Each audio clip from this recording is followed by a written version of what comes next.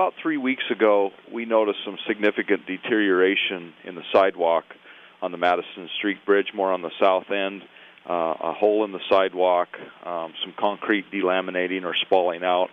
And this meeting was to get the public awareness message out that the Department of Transportation has prioritized a project that it had originally scheduled in 2020 to rehabilitate the bridge. And what that means is we're going to take the old deck off in 2 phases and pour and cast in place a brand new deck, and also do some repair work to the substructure underneath the bridge deck.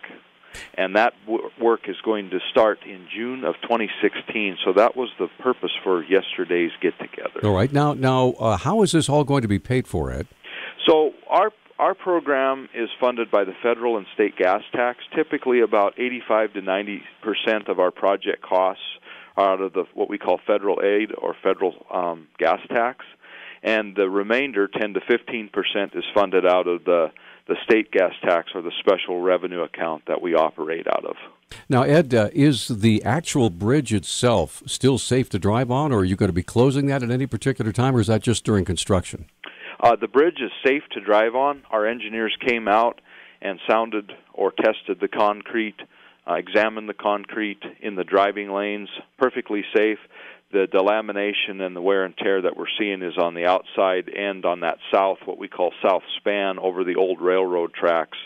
So we do not anticipate closing any lanes on the bridge to traffic until construction begins later this year, when at some point we will see the contractor that's chosen for the project close half of the bridge, so we will be neck down to 2 lanes at that point. Right now, so it's actually going to begin this summer rather than 3 years from now. Correct, yes. We accelerated it with both the funding, but also we're using a process called design build.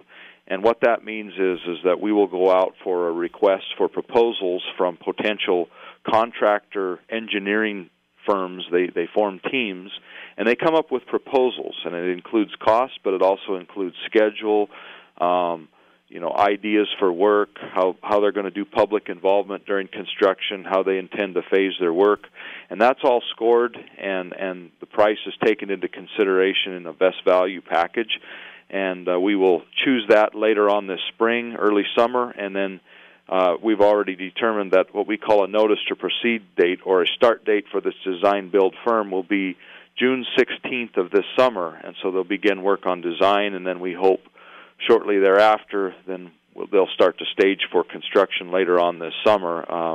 And again, that was in 2020 in our normal process, but because of what we have been seeing and the need to to address this bridge sooner than later, it has been decided that we're going to approach this more aggressively and get it out to a firm this summer. So one more quick question before I let you go. I know you got lots of meetings today. So how was that decision arrived at? Was that simply something that you folks here in Missoula did, or was it a combination of the state, federal, and local organizations?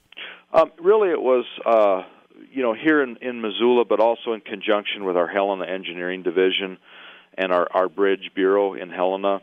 It's been, I'll say, high on our radar here in the district, and also for our Helena Bridge Bureau.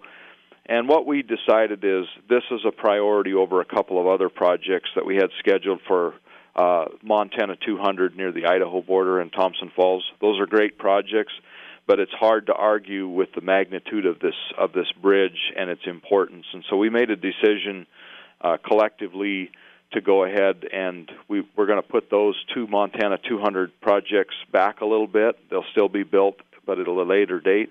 And we made this project the priority, and I think it's a very good decision that we're going to go ahead and address this bridge that carries 15, 20, 25,000 cars a day, depending on time of the year. The city has counts on the trail below. I think it's in the neighborhood of 2,000 to 2,500 folks that walk, bike, jog on that trail, plus use the sidewalk use and then the bridge underneath for pedestrians. So we just have to address that issue.